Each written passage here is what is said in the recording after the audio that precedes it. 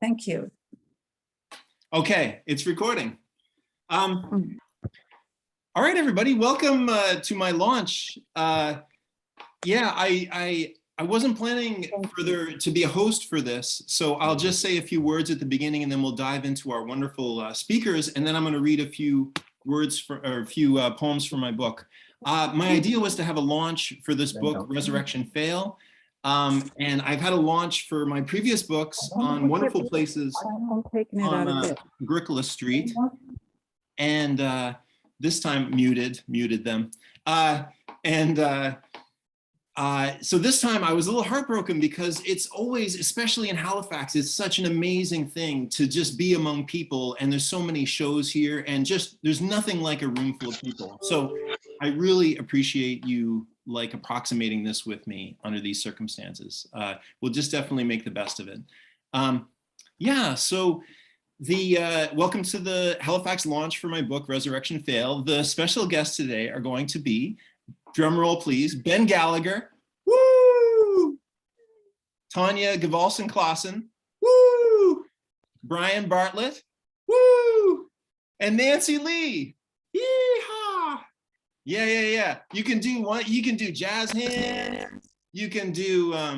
You can you can unmute yourself for a sec if you wanna cheer, because that Zoom silence can be kind of brutal. So whatever it is you want to do in moments of cheering. Nanci, you're obviously the favorite because you're the only one of us who got the yeehaw. Where did that yeehaw come from? Who did that yeehaw? Was that a Zoom bomber? Yeah, welcome. I'm in my, I'll just say a couple of brief words here at the beginning. I'm in my parents' kitchen on Allen Street. I'm so happy to be here. And there's my mom, Jean. Hi, Jean.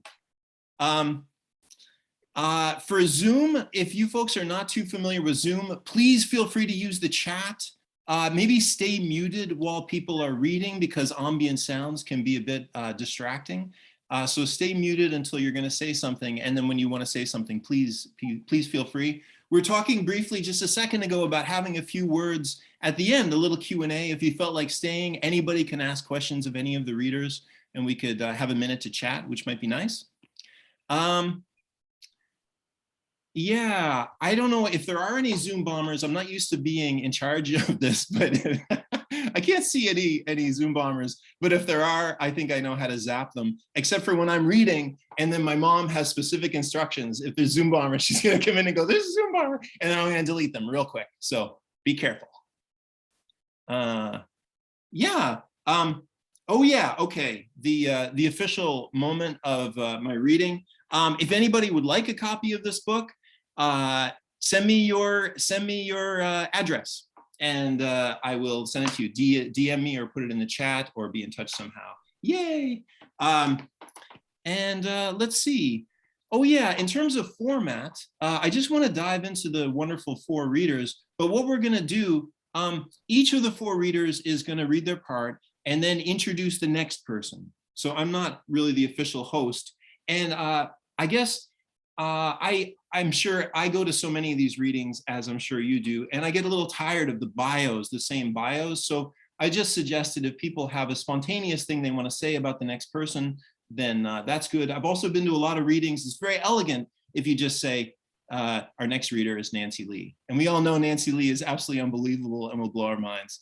So say what you want or just say their names, but you will introduce the next person. And the order is Ben Gallagher, Nanci Lee, Brian Bartlett, Tonja, and then me.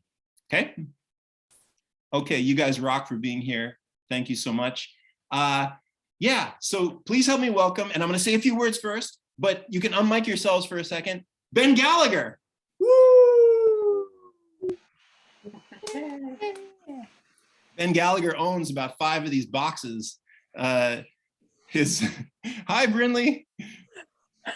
Hi, Ben's parents. Yay. So let me just say a few brief words about Ben.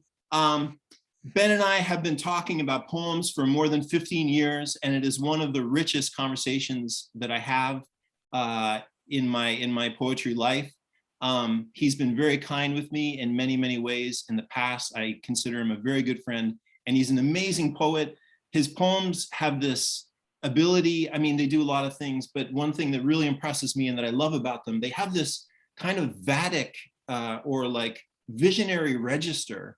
And at the same time, they're extremely personal and warm. And he manages to do those like at the same time in a very rare and beautiful way. Yeah, so please help me welcome Ben Gallagher. Thanks, Johnny, for that introduction, and also thanks all of you for being here.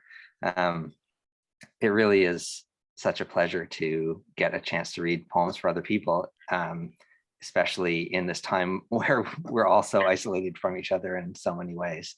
You know, I had been looking forward to in-person launch, but I'm also very grateful that none of us are going to get COVID from this reading. So thanks for Zoom.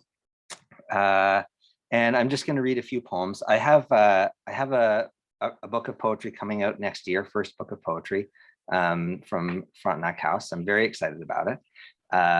And so I thought I would read 2 poems from that collection, and then a couple of more recent ones.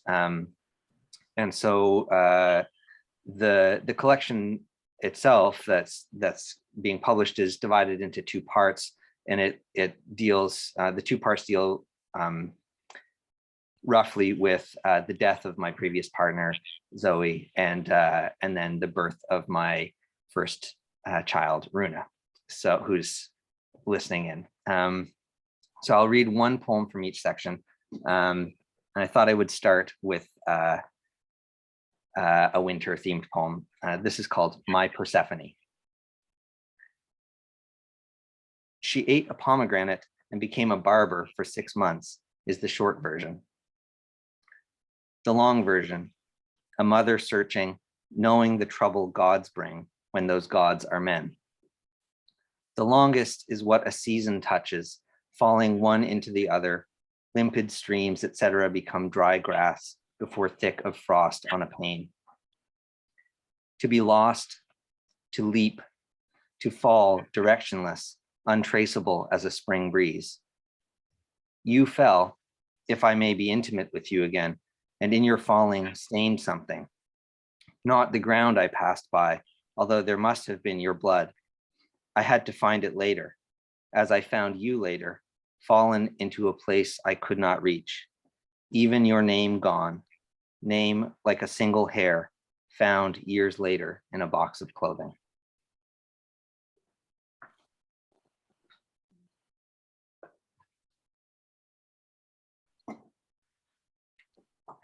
Thanks. Okay, and this next one is called Hurt Prophet. Seeing what came before, seeing what comes, Cassandra closed her eyes as Apollo licked belief from her lips.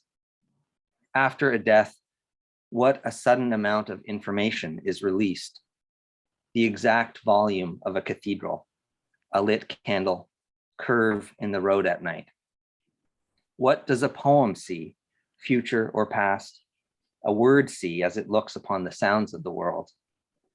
Loving language most, yet staying silent to find it, veil or wall. In comes light as hands wet, take the inward step, illuminating our 10,000 island, syllable, branch, bird, wonder. Oh, untranslatable inflection, holding my daughter's hands while she walks towards indefinite, certain loss, joy.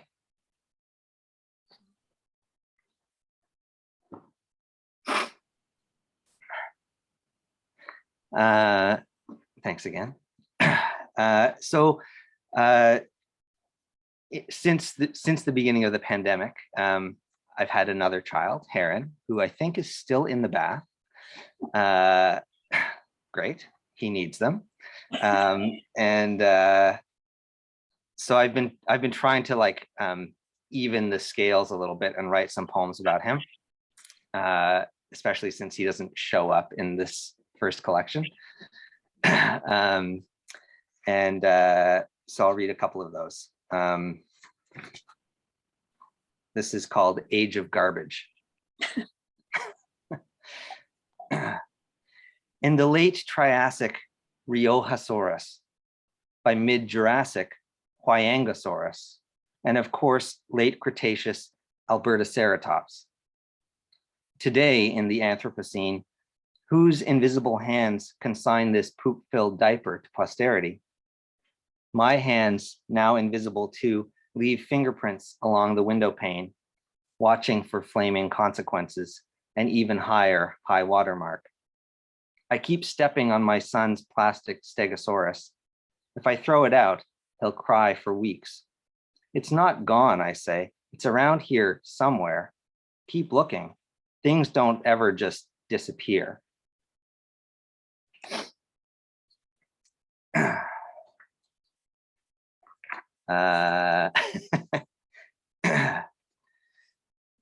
Okay, this is called Too Early for Promises. And actually, I should take a sip of water before I go on. I can feel my mouth drying.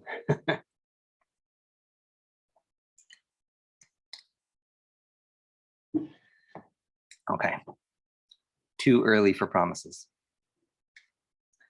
I wake to my son dragging his diaper across my face, 6 a.m. We descend to the kitchen for oatmeal, moon stuck in the bottom of my coffee cup, from up high, through the ceiling and roof, into a sky thin as a split egg. I move like a slow ant, robotic worker dad. They say in the fun old days, he danced like he was naked in your arms. Yesterday, I logged in late to the Zoom funeral. My friends lived long enough to get cancer and not live, leaving parentless children. Is my heart ready for this loss? No, it is not. Ben, are you listening? The shadow of unfairness blankets the whole universe. The distance between life and death is vast and can be crossed in a heartbeat. Your fear is not a promise, neither is your love.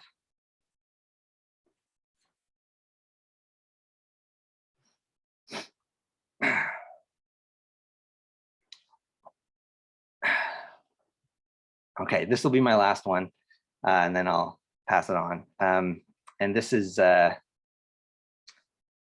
guess, about my my next door neighbor whose husband also died at the beginning of the pandemic. So he and her both have been sort of a present absence in our house through the pandemic. Okay. The open door. Morning mist over low grass. It's been a month since her husband turned to ash, so we knock on the door. The rule is grief happens right away, then fades so you can return to work. The rule was written in the age of industry by a terrible boss. All the bells say, no rule governs loss. Gone in a wink, gone like a limb. Entering her kitchen, photographs for supper every day. My daughter chases the cat, although death confuses her too. In her world, nothing goes that can't return if I look for it long enough. Plucking slender dolls from behind the couch. She asks again, where's Derek? Only in photos, and then barely. Waving like the ocean, waving like a limb. We sit together by the door, feeling ourselves pulled in and out. Gray clouds have descended, lowering the ceiling on our day.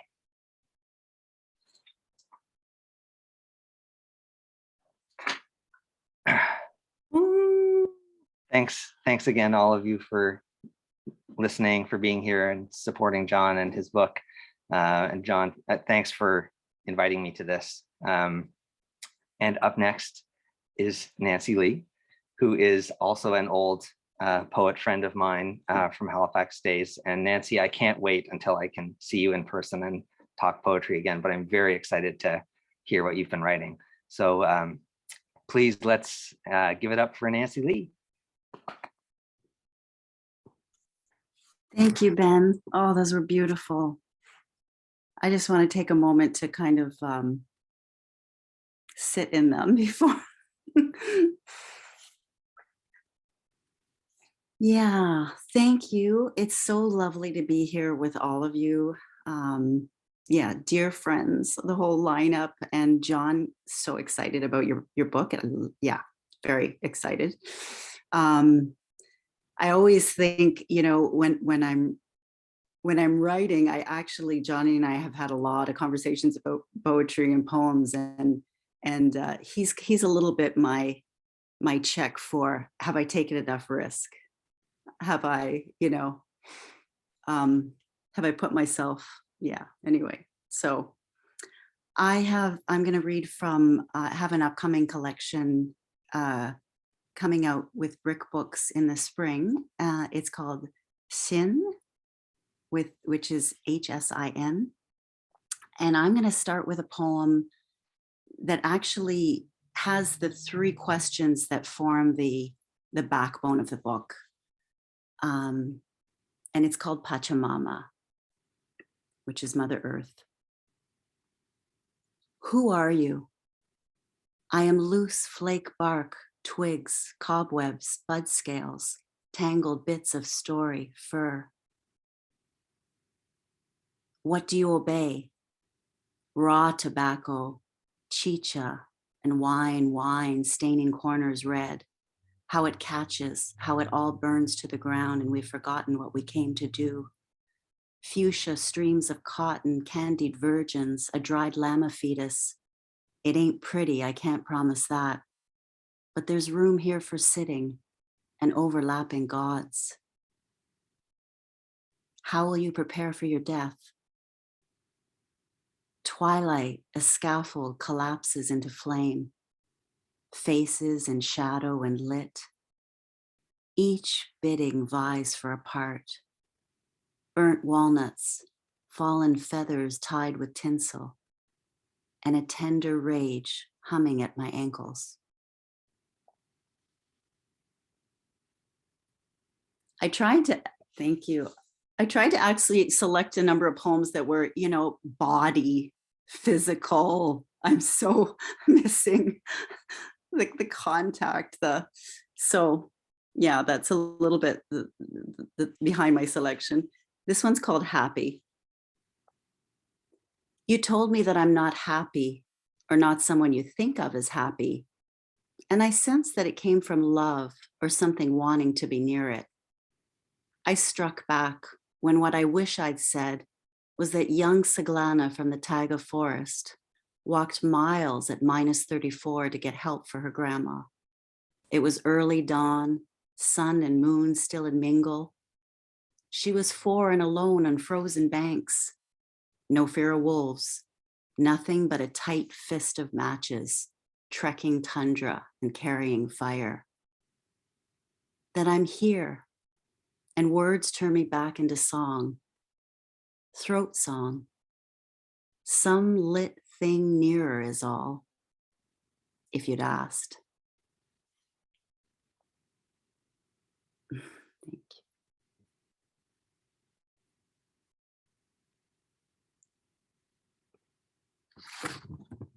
So we have the full moon coming. This is called Moonwort.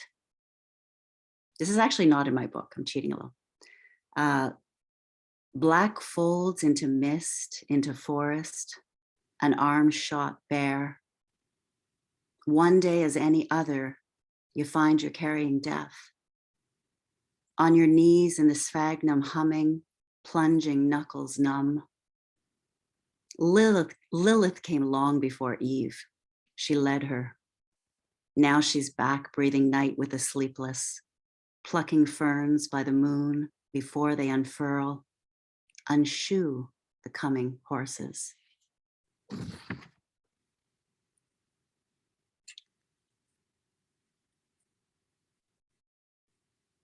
And I'm just going to read a couple of short poems from my last section, which is actually, I'm paying homage a little bit to a 4th century Chinese poet, Su Wei.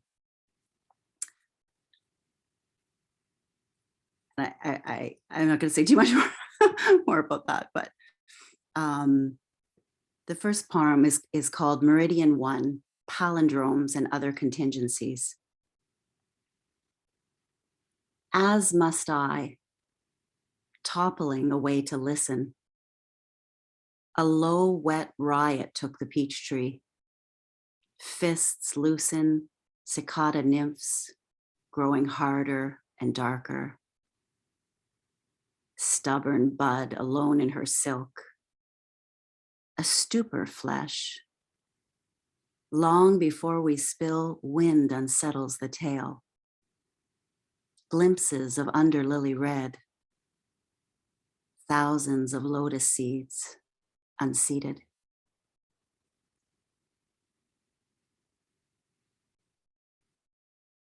And the last one is called Fireflies. It's called Meridian 7, actually, Fireflies.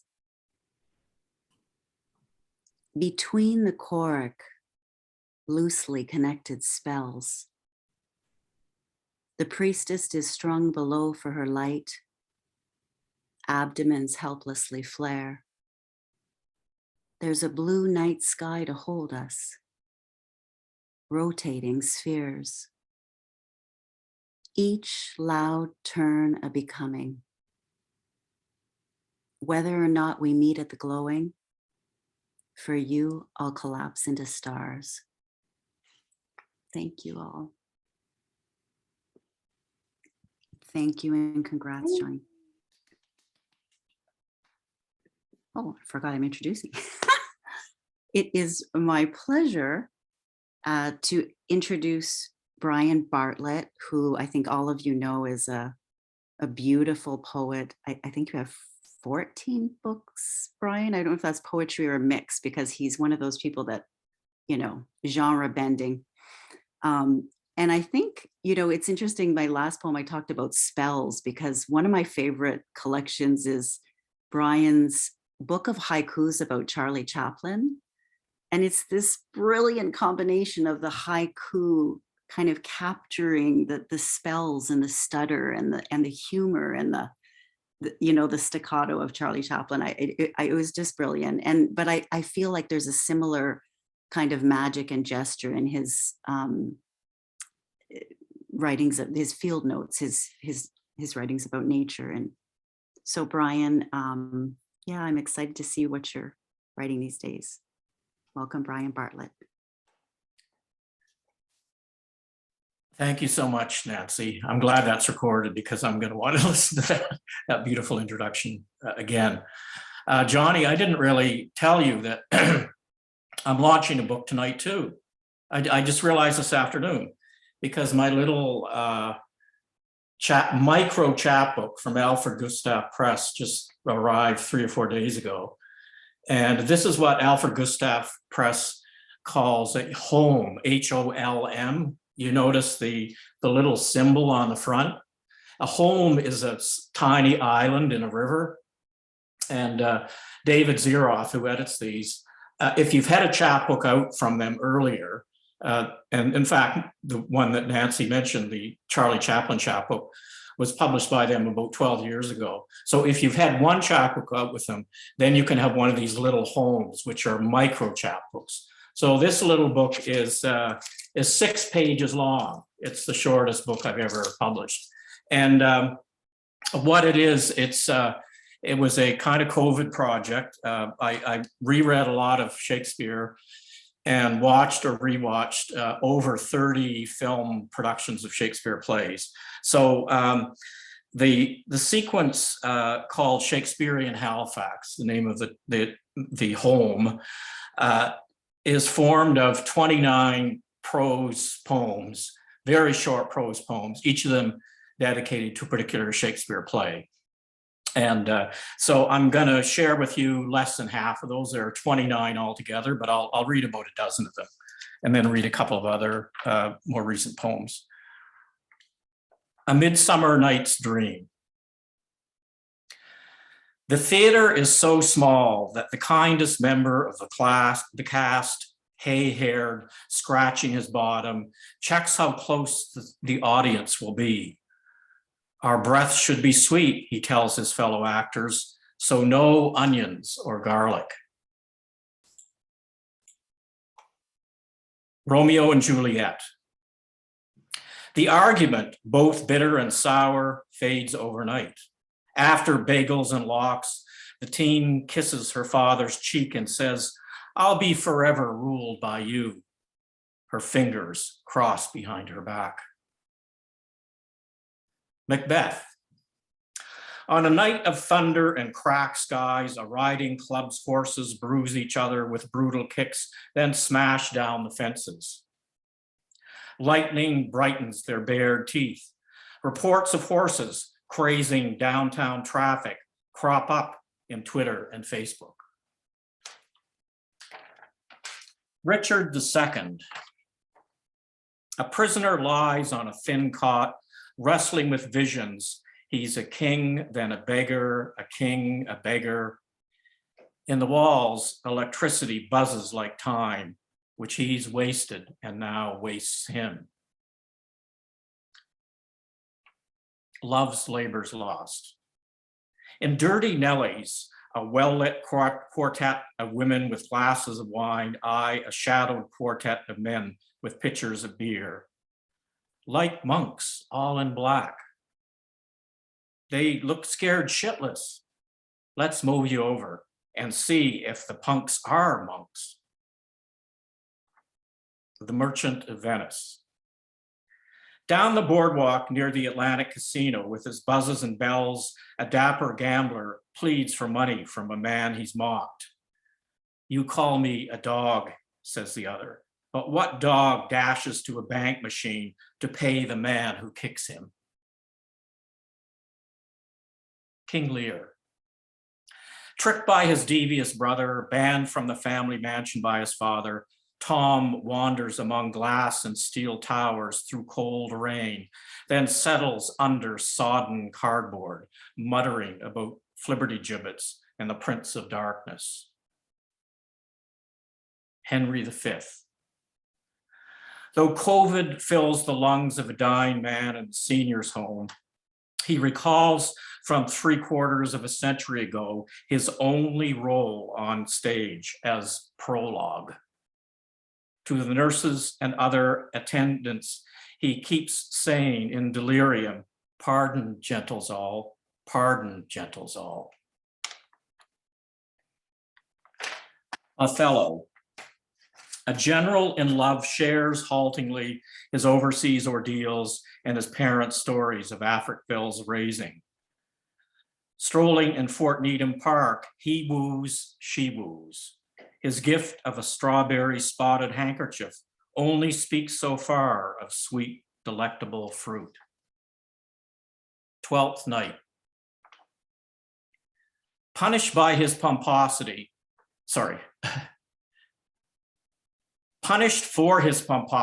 a killjoy spends a night locked in a university dorm's furnace room. Behind the door's glass, he repeatedly cries, "Do not think I am mad." But his eyes are too glazed to see, amidst the laughing faces, a sympathetic gaze. Coriolanus. Waving her hands, a petite but fierce woman describes how her grandson caught a butterfly and let it go, caught it, let it go, then mimicked it between his teeth. Raising her glass of red wine, she concludes, "His father's son, what a boy." One reason I like writing that one was being able to use the word mimicked in a poem. That's in the Shakespeare passage, mimicked. This kid munching on this butterfly. And a couple of concluding ones. Henry IV, Part 2. There are two voices here, so I'll kind of try to go back and forth the two. Henry IV, Part 2. Two long retired judges with ghost legs rest in lawn chairs on a pier. "Jesus, how many of my friends are dead?" The other nods. "We all follow." The first adds, "Very sure, very sure." The sun sinks. the ocean's water darkens. And finally, which happens to be the final Shakespeare play, The Tempest. In a pub, a scar-faced dwarfish ex-sailor with a voice like rock rubbing rock recites words so musically paced, the island is full of noises, sounds, and sweet airs giving delight, that everyone at the nearby tables goes silent and listens. So as I say, that's about half of them, not quite half of them. And then another part of my next book is going to be scattered throughout the book. They're poems that are all derived from actual dreams or nightmares that I've had. I'm going to finish by reading you a couple of those. Neither of them really is one of the nightmare ones, you'll be happy to know. So, and they do have parallel titles. One of them is called A Dream of Speech, and the other one is called A Dream of a Friend's Book. A Dream of Speech. He spoke like an ancient Roman orator, chest pumping air with perfect timing, neck muscles taut, lips neither too dry nor too wet. Sweet self-awareness suffused the dream, the pleasure and pride of talking, the topics immaterial, with a voice both silk and steel, unknown in his daytime hours.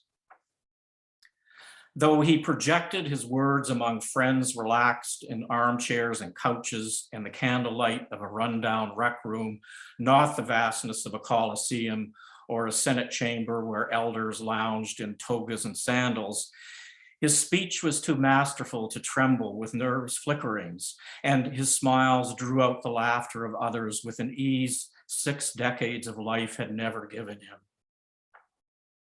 When he wakes up, he can't remember a word or the alert face of any friend, although the precision of each syllable shaped with assurance and resonance hardly human. It was a rare dream, yet nothing to repeat. He doesn't mind if it remains in his memory like a lush dessert he'll never taste again.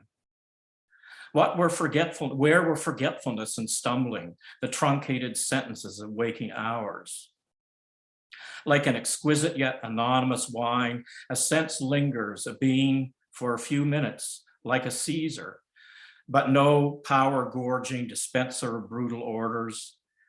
A leader only in eloquence, whose brain, heart, lungs, tongue, and lips communed in absolute unity, clear as sunlight married to spring water.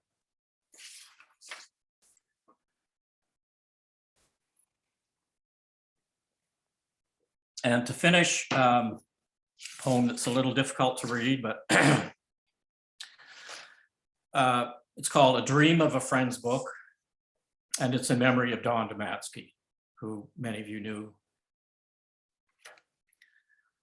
A Dream of a Friend's Book. A slim package lifted from the mailbox hinted at nothing exotic. Ordinary sand brown, reinforced with string I tugged at and slid free. While our white pine floor glowed, I picked up a stray knitting needle and slipped the envelope open. A long-awaited book slipped into my hands, a posthumously published collection of poems between green covers, 4 seasons after the poet's death. On the title page, an inscription in ink the color of a blue whale included my name and the words friend and love. How? I asked with an indrawn breath. How? The surprise surpassed even those of mind-lighting metaphors living in lines and pages of his books from earlier decades. Near the front of the book, those alliterative Ds, familiar, generously looped. I wept with more joy than shock that his going was a false report, a fiction.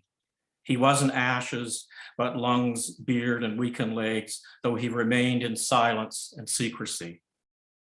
Though I knew his death was a shelter where he still put words together at a moonlit computer through the nights when sleep stayed out of reach and creatures he praised circulated in the sky above his room of books and icons and fossils.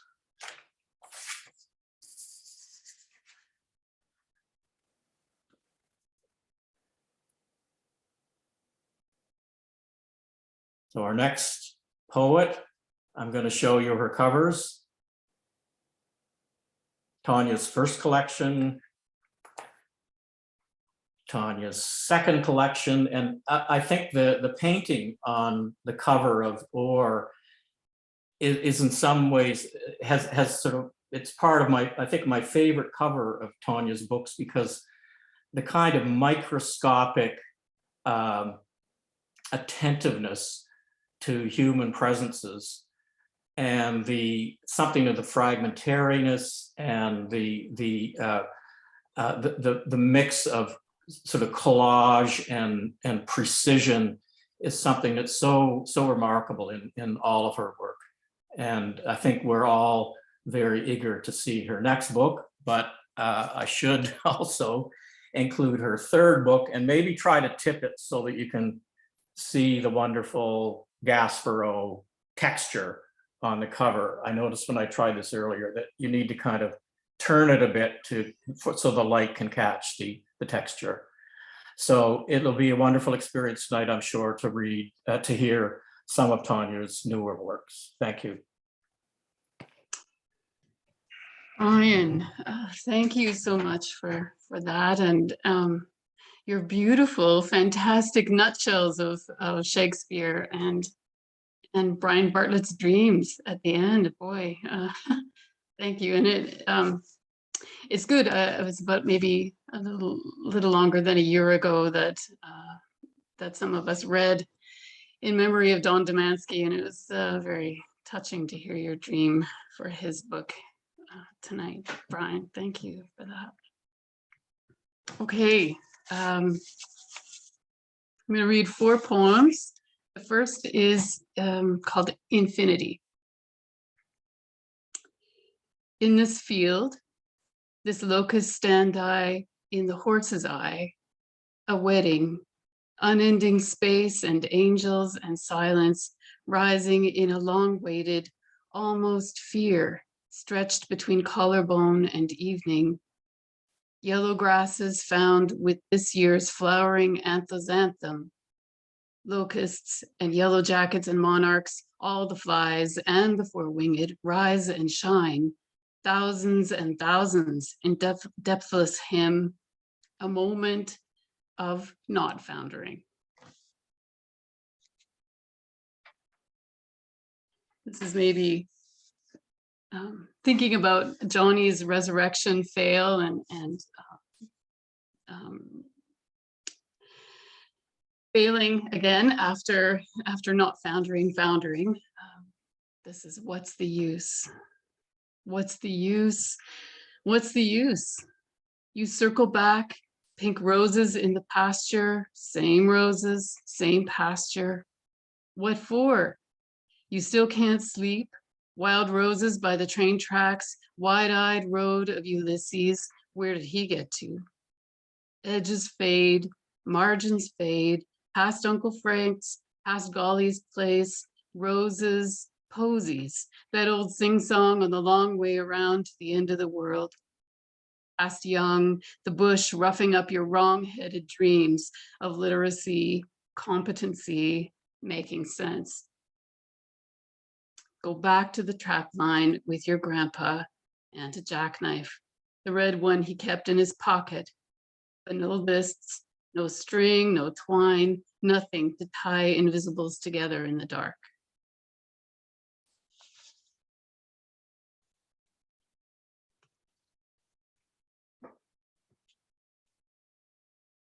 I have a series of poems I've been writing about troughs and another about sloughs, and this is one of the troughs. Whose long body hung open in the yard over the trough? Whose hanging in the air stepped outside itself and bathed there? Rolled in dough, in whose holes appeared a sugared trough, who hung clean shaven over the basin and poured out in long slippery ropes,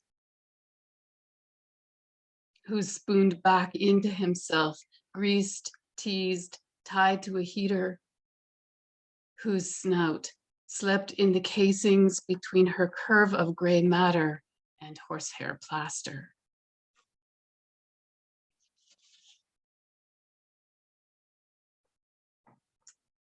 Oh, a farm girl.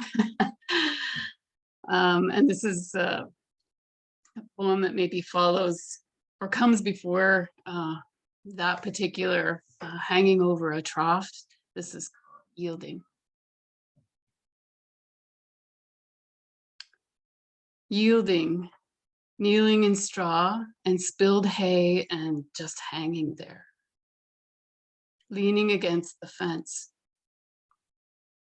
A gun would have summoned one will with one shock. We would have been a rifle's length away, kin to the rifle. No one was speaking to my uncle who had the gun, and he wouldn't come, so no one had a gun. Someone had a hammer. Someone summoned him. Someone hammered the thin suture where brows knit and knocked it. I didn't see the knock. I didn't see the fall to knees, didn't see the blink. Maybe no one saw the blink, and that's where something went wrong. Rough floating sawdust, chaff of the world, blinked at between splintered rails, chaff of this, chaff of that. Starlets orbiting the now endlessly shocking variant of one world inflated and latent behind the shining chaff of the other. Upper palate ignites a red disc, what it means to be weaned from the previous, and kneeling in hay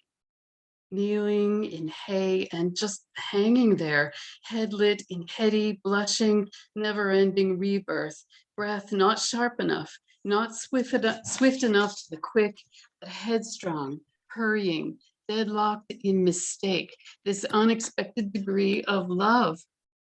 Sawing away at the mean in deadlocked panic, kneeling, my uncle with a knife, midwife to the re-entry of the mistake, over and over, mistake against trachea, raking against retching, the pigs in wailing, the tin pail wielding the steaming future, accompanied by strange thoughts of yielding.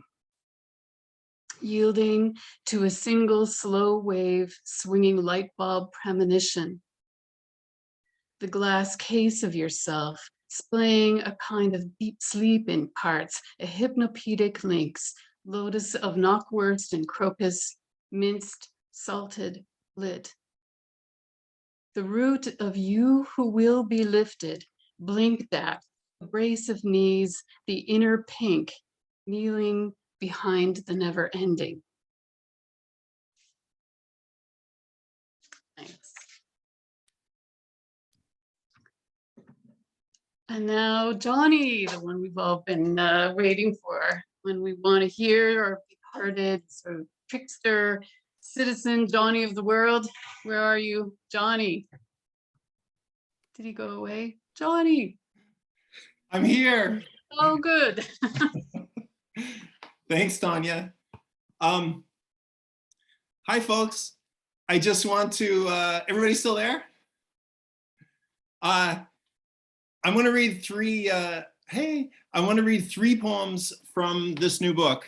And, but first, let me thank you four readers. Such heartfelt poems and so many poems I haven't heard before. Just amazing, amazing. Thank you so much. I'm really touched. Yeah, I want to talk to all of you about what you read separately, not now. Yeah, thank you everybody so much for coming. I'm not going to be too long. I just want to read three poems and I want to use some Zoom tricks. I want to share a screen and do a few things. And one of them is something I've never done before. So we'll see if this works. You can tell me, maybe it'll be horrendous and you'll be like, don't ever do that again. But I want to share the screen a few times and maybe just show you the text. I know I always appreciate seeing the text and it's from the book. So let's just try that and a few images as well. So let me just say a few words of introduction for this book. So first of all, the cover for the book is kind of somebody I want to talk about briefly. It's my friend Matthew Wong. So I lived with wonderful Tina in Hong Kong from 2012 to 2014. And one of our friends when I lived there was Matthew Wong, who was later diagnosed as autistic and was just kind of a big, tall, awkward guy who I hung out with a lot. And we talked about poems and we talked about paintings. And long story short, he was like very obsessive in the way that he worked and started painting a lot and got incredibly good and incredibly famous. And I'm sure some of you know his paintings are now in at the Metropolitan Museum in New York City. They're sold on Christie's for like $5 million. He got incredibly famous very quickly. And then I'm sorry to say this out loud with children around and everything, died by suicide in 2019. Yeah, which was, for those few of us who knew him pretty well, was very heartbreaking. Now, I don't say this because it's a unique experience of mine. All of us I know are going through a lot and have gone through this, and we have people in our communities. So let me just say that. And just a kind of content warning, this first poem that I'm going to read is about Matthew. And the context is my mom, I was on the phone in Philadelphia with my mom, who's in the next room, hi Jean, and she said, use a credit card, use our communal credit card, and go to the Barnes Museum. Have a day for yourself, get yourself lunch, and just find some closure, she said, with Matthew. So that's what I did. And it ended up being a kind of longer poem, which is the one I'm going to read. One other quick thing about this book. It's very different from any other book I've written. These are very personal poems, very kind of confessional. And the kind of conceit of the book is it starts in the present, like in Philadelphia, and it goes backwards in time. And the very last poem ends with a little kick in my mother's stomach. So that's the kind of, it's kind of reverse chronology. And I wanted to be clear. It's the last thing I'll say. I was thinking of Mahmoud Darwish's words about clarity. Extreme clarity is a mystery, which I find a very interesting idea. That often we obfuscate as poets, we hide things as poets. And I feel like in this book, I went the other way. I'm trying to be so clear and find the mystery in that clarity. So that's all I'll say. And so let me try my little trick here. It's not such a big trick. Can you all see the beginning of that at the Barnes Museum? Yeah. Okay, so I'm going to read this poem. At the Barnes Museum on a cold fall afternoon. Over my quinoa salad, I admit to the old couple from Chattanooga who have come all this way to see the Van Goghs that I think Van Gogh is corny, or maybe just reproduced too often in lacquered frames in waiting rooms of dentists. The kind of day strangers keep chatting to me and I keep putting my foot in my mouth. This morning, my mother said I should go to the Barnes on her and Dad to help me find closure with M, her words. So here I sit in the cafe, sipping coffee beside the old couple from Chattanooga under a big window, blue sky. I've got that almond stuck in my throat feeling, which means I should cry, but haven't. The husband nods at me, chews, stares. The wife, Bonnie, says, oh yes, she supposes Van Gogh is corny, but don't I think his lines hold the earth together? Now I stand eye to eye, as Bonnie said I should, with Van Gogh's postman, trying not to picture the 37-year-old painter rolled up in a ball, bullet in his gut, alone in his room at the Auberge Ravoux Inn. In August 2015, M texted me a poem of his called Vincent. All around, the shirts of children are laughing and chasing each other's tails. I smile. Above the postman's beard and his fuck you eyebrows and post's hat, Vincent scrawled Vincent in red childlike cursive on the green wallpaper of swirling flowers, flowers chasing each other's tails like the flowers in M's paintings, ever blossoming. And yes, Bonnie is right, holding everything together, even me and M. And now I'm crying so even the tour group can see.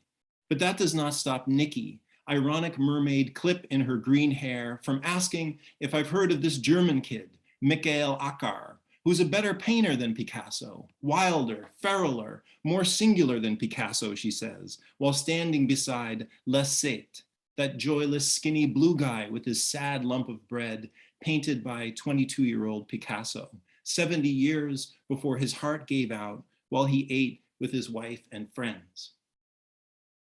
In the last year of M's life, before he stepped away from us, before he erased himself and his stammering affection for his friends and his inspiration, before he erased his long arms and dour face to immerse himself in nullity, he and I hadn't talked much, which is why I can't explain his specific grief to you.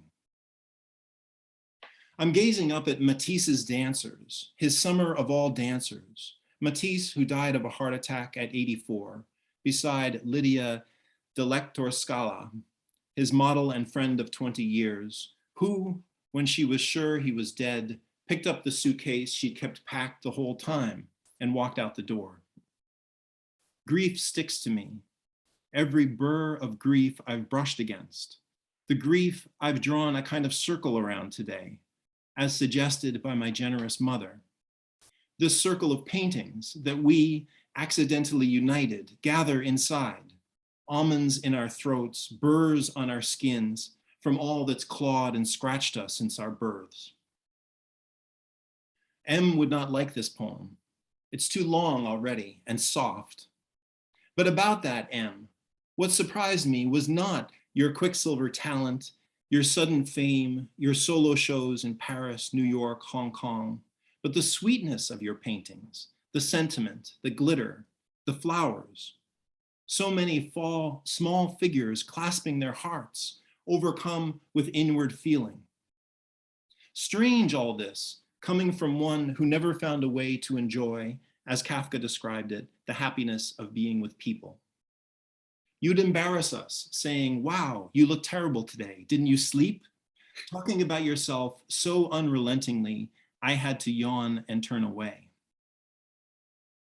In a room of Modigliani's, a fellow with cat whiskers shakes my hand. His name is Ronald. He taps the motorcycle patch on my jacket. Be careful, will ya? Ronald says, still shaking my hand, squeezing it. My son died on a bike.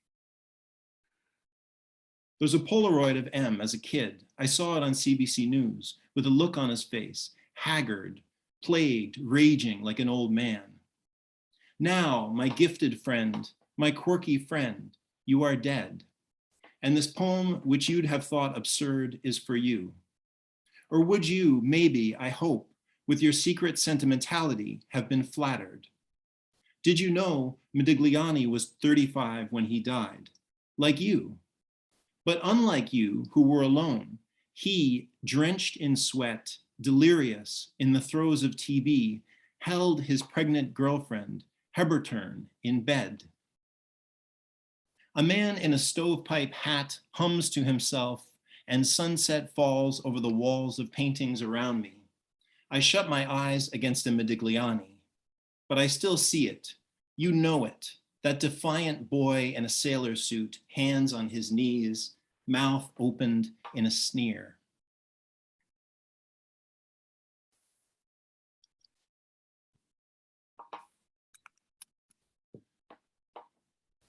That's the painting, if you can see it.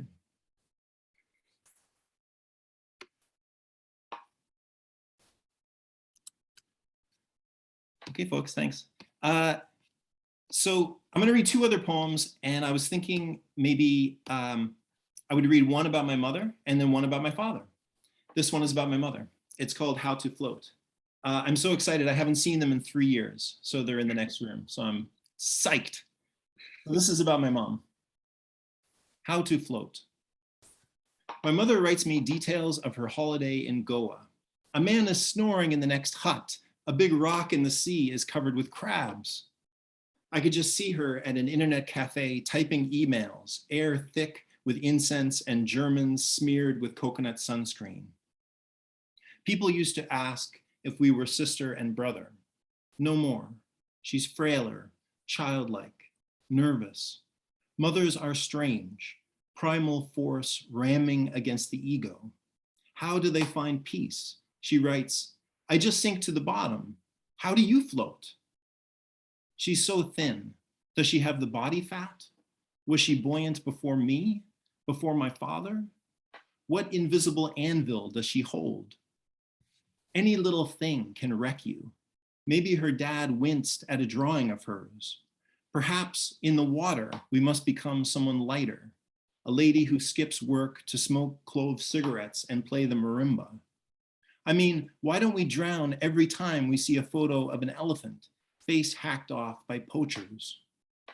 I picture my mother wading to the dark edge of the sand where fear begins. She should float. Look at her, porous as balsa, guileless as an apple. I write her, just fill your lungs, have fun. I wish I'd said, please avoid the ocean. It's fucking terrifying. Okay, now I have one more poem. Thanks for the jazz hands. This is the trick, which we'll see if this works. Just give me like 1 second to figure this out. Yeah, this might work. Okay, we'll see. Okay, folks, so what I'm gonna do here is, first of all, let me just say real quick, this is the last poem I'm gonna read. We can have a Q&A afterwards if you feel like it, just to talk, if we feel like it. So what I'm gonna do here is, first of all, let me say, for those of you who write, which I assume is most people in this room, maybe this is something we can talk about afterwards. Do you find it as difficult as I do to write about loved ones? I find it a really, really hard thing to capture. For me, I find it hard because in my poems, I try to have some kind of balance between darkness and lightness there. And the darkness is hard when I'm talking about my mother, you know, or my father too. Like entering that darkness into an equation that is not usually, it's not usually in that conversation in my brain. So I find it hard to put that on paper. Anyway, this one's about my father, and it's based on a video that my mother unearthed. So Super 8 video, my mother found all these videos, Super 8 videos from the 50s, 60s, and 70s. So this is a video from 1977. I'm gonna show the video, and it's of a birthday party in Manhattan. It was my birthday, it was my 8th birthday. And my Aunt Bonnie, you're there, you're in the video. And my aunts and uncles, and the quality of it is not very good, which I love. It is all foggy and weird, and there's no way, and you can see I embellished a few things, but what I'm gonna do is I'm gonna read on top of this video. And this is what you can tell me if you're like, I did try it once earlier and I think it worked okay. So we'll see how it goes. We'll see how it goes. Okay, here we go. I'm just gonna jump right in here. Where'd you go? Yeah? There's no sound. Saturday in Inwood, my 8th birthday, August 1977. Ants and ants and ants in suffocating heat and glass figurines dancing on point on crocheted doilies. The face of my great-grandmother drifts toward me for a kiss, so slowly through the murk of balloons.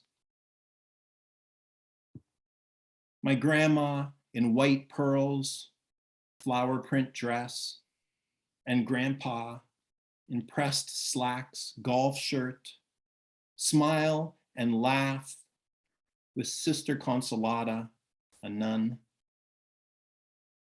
They, my grandparents, don't care for my dad, my awkward dad, blowing smoke in their faces, talking out of turn, nibbling a green bean before grace is done.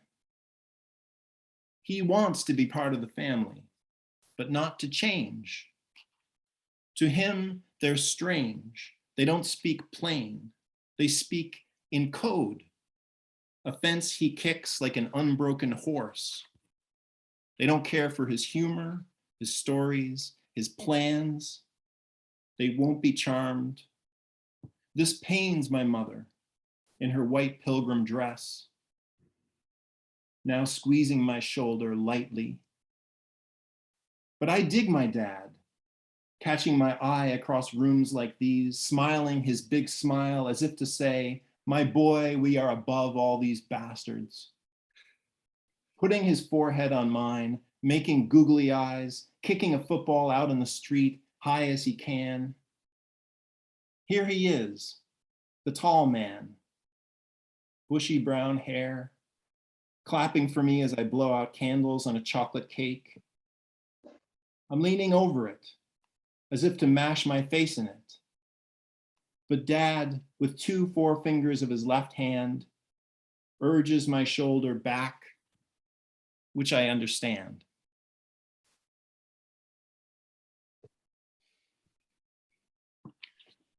Okay, I'm gonna stop there. Thanks, folks, so much. You want to unmute yourselves and just make a little bit of sound for all the readers?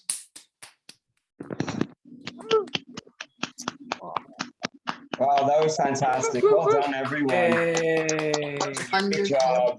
Wonderful. That was so awesome. Fantastic. Fantastic. Quick shout out for, I don't know if this will work either, Chris's Cafe Sempoal.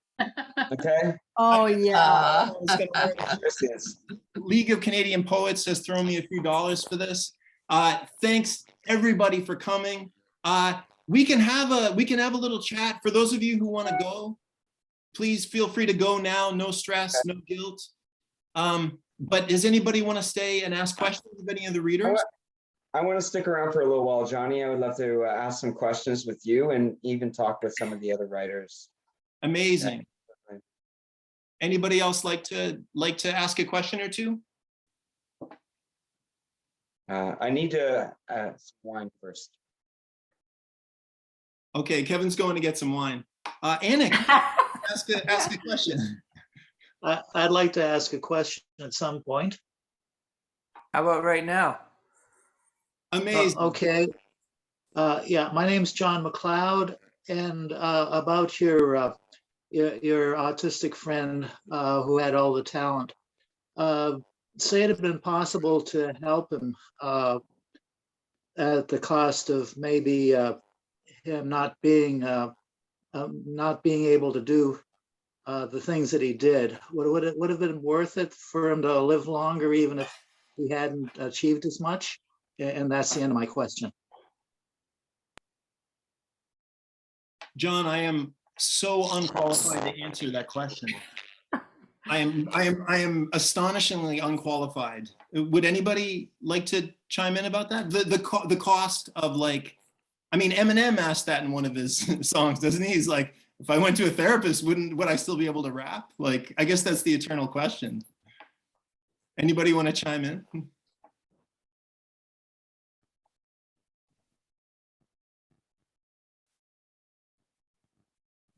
I guess another thing, John, is like, how would we want them to? Like what is the worth of, like, Van Gogh? Van Gogh has helped the world a lot, but suffered enormously. I don't know. These are very difficult questions. Yeah, well, I've got a few horses in this race, and I don't know either. I'm autistic myself, and I've accomplished just about nothing. But I'm over 70 years old, so there's that. Thank you so much, John. Anik, did you have a question? Did I not see it on the chat? Anik, my sweater is, my mother just handed it to me yesterday. It's just a borrow. Anik, was that your question? Oh, okay. Kevin, did you have a question?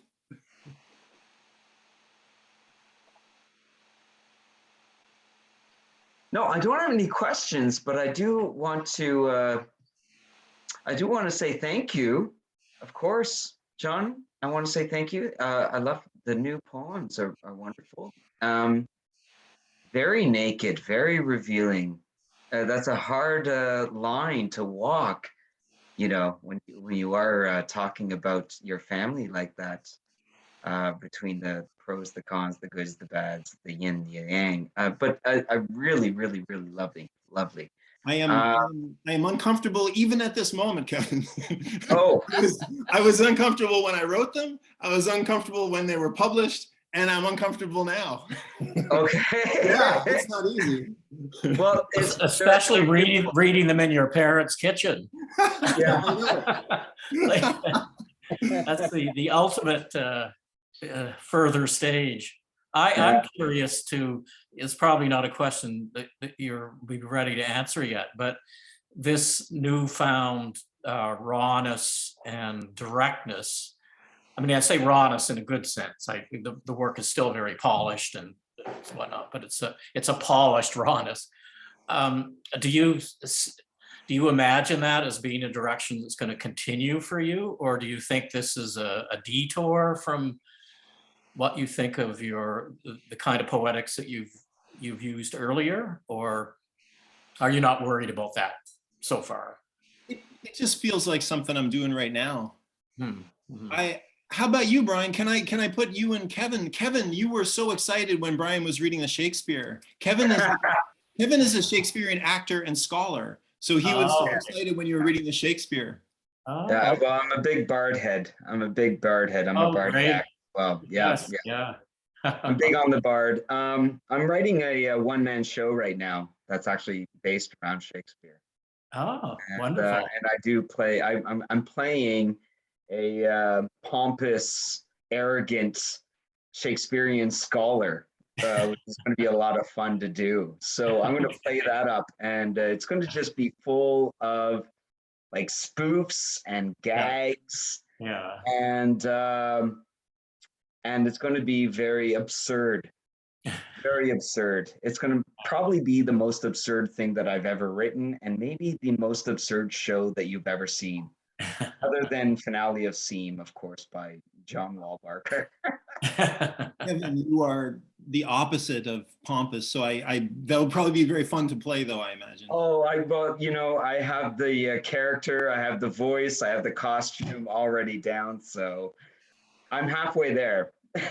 So I'll be ready. Tonja, can I ask you a question? Right. It was worth it just to see that little squirm. That was worth it. Are those recent poems that you were reading? Yeah, they are. Yeah. Okay, that's all I got. That's Okay.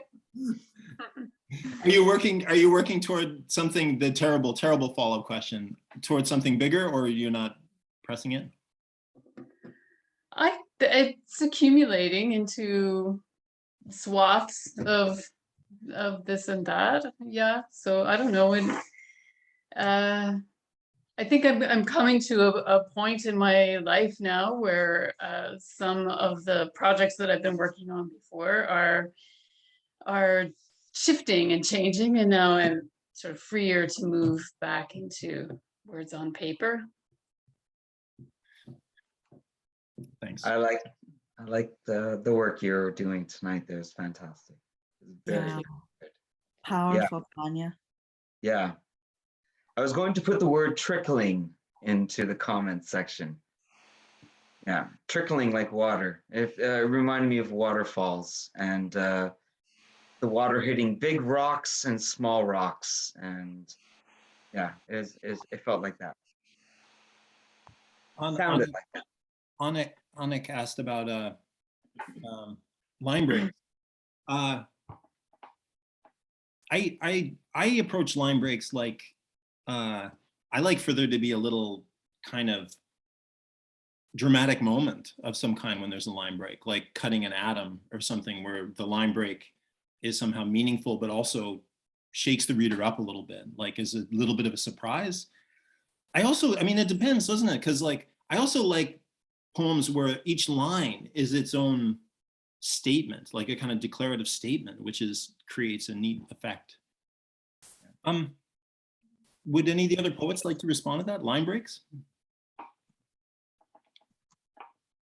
I had an interesting conversation with Jen Zwicky one time about line breaks and punctuation as a kind of there's sort of like a spiritual signpost So you can think of road signs as being like punctuation, and the nuances of various kinds of punctuation and line break are very changeable in poetry. I think especially the sort of ambiguous colon, for example, that something can be read backwards and forwards if you use a punctuation like that, and a line break can do that too.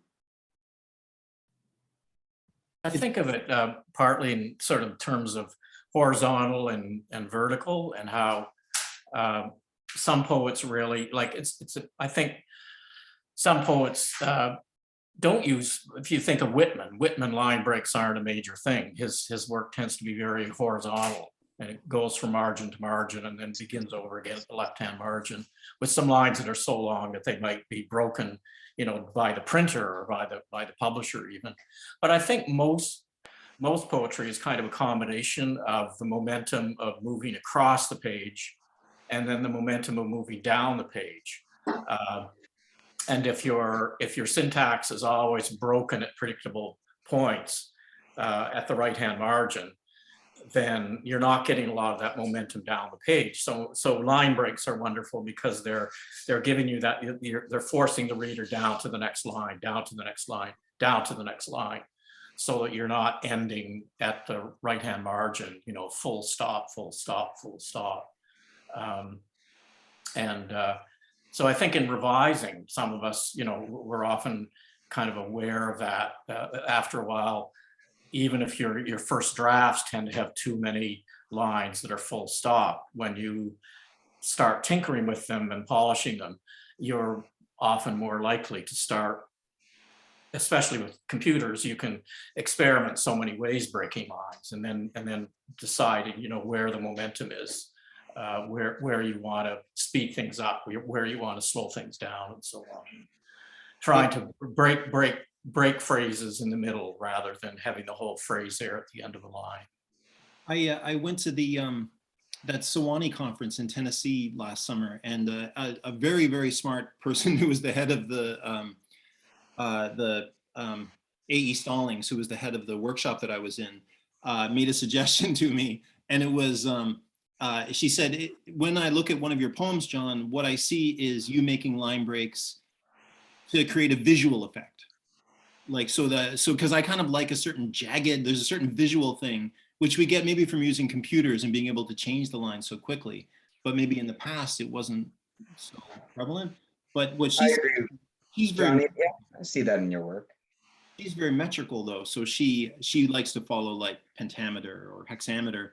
And so what it looks like on the page doesn't really matter. It's the sound always. Can I ask a question of Nanci? Sure. I was just going to answer your question on line breaks. Oh, please. Yeah. Well, my first section is fragments, and there's a lot of space, and sometimes there's only a couple of words on the page. And so it was really fun to play with, you know, the pieces being anywhere, and what that meant. And I've just finished copy editing, and it was like, I love what you were talking about, Tonja, because it's such a fascinating process when the copy editor is kind of showing you your ticks or your darlings, like, oh, isn't it funny that I do that? And when you, suspend punctuation, or the ways that you break, and asking you if it's intentional, and you're like, yeah, I think so. Quite sure that was intentional. So I found it really, I had a lot of fun with the first section in particular around punctuation, line breaks, and space. Or it was intentional when we wrote it like 8 years ago, right? And trying to think back on what the intention was. Nanci, when does your book come out? April 15th. When we will be able to gather. Putting it out there. Now, how are you going to let everybody know, Nanci? Because you're not on social media too often, are you? No, I'm going to tell my poet friends who are going to spread it on their social media. Just like you're going to tell us about Kevin's play, right? I'm gonna slip little notes in your under your doors. That's how some friends around here like tell me that something's going on. They just print out the event and slip it under my door. Ben, how about you? Line breaks, upcoming book, anything to announce? I don't know. I was just kind of really appreciating everyone's responses to the line break question. And the first thing that came to mind for me when I was thinking about it was that I've been diving back into W.S. Merwin, who has, there's like absolutely zero punctuation, and the poem feels like a real mess when you first read through it sometimes, which I like. It's like, anyway, so I was just reflecting on which I like now, but which I think didn't like earlier. And so thinking about how we make these choices with the conviction of our taste and what we want to see and what we want to happen. And then as readers come to stuff and sometimes those choices that you previously admired, you now no longer like, and vice versa. Which is not a solution. I think that just makes things messier. But I sometimes look back at my earlier writing and think like, why did you put all those line breaks there? Or why didn't you? Why is this, anyway, that's not really a good answer, but it's what I've been thinking about. I have a question of any of the poets or anybody in the room. What are the restrictions, even if they're irrational? What are the restrictions that you put on yourself? And I'll just say, for example, after reading James Tate, Return to the City of White Donkeys, I didn't use stanza breaks for 10 years in my poems. And a few people were like, stanza breaks are very useful, John. But I was like, yeah, I needed to not do them for a while, even though it's one of the things that poems do. It's one of the ways we create meaning in a poem. Anybody want to respond to that? Anything that you impose upon yourself as a limitation? Subtext and inner monologue, or the obvious. Foreshadowing. Oh, that's tough.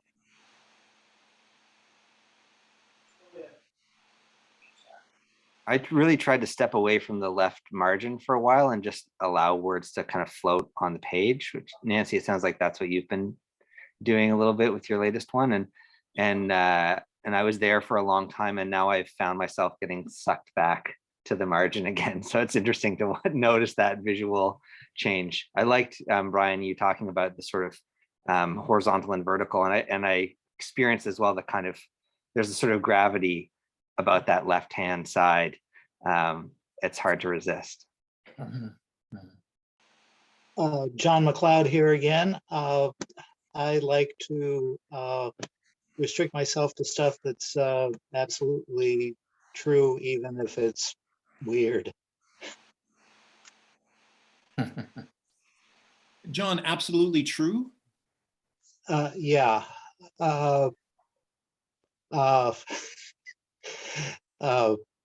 Actually, the Brian and the others in our poetry group are ready to have a Halifax civic holiday when they understand some of the stuff that I'm saying, which is strictly true. Brian, you can comment on that if you want. Not going there tonight. I was going to say that one thing I think I'm nervous about is writing lines that are exceptionally long. And I do love the spacious use of lines that are, have like 25 syllables or whatever.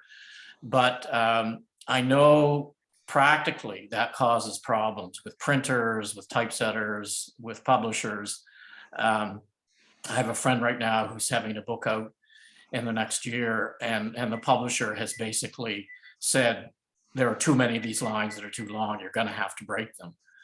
And it's been heartbreaking for her to have to, if she wants the book out, she has to be making these changes where lines that in her mind were always margin to margin long lines are not going to fit the parameters, and the publisher's not willing to use smaller type or turn the book sideways or whatever, which is, you know, publish a book like this, which would solve the problem rather than like this, print it like that. Sukoyat's second book, Undone, for instance, if you know that. And there have been a few other examples of poetry books that have exceptionally long lines where the pages are turned like that.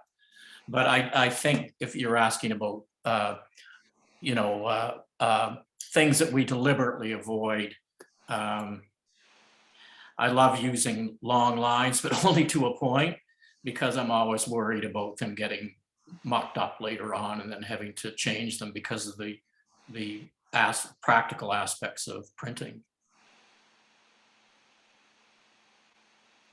Yeah, I have a friend in Philadelphia who just had a book that's quite wide. It's like a big square to accommodate some long lines of his, Warren C. Longmire. It's called Open Source, a beautiful, beautiful book.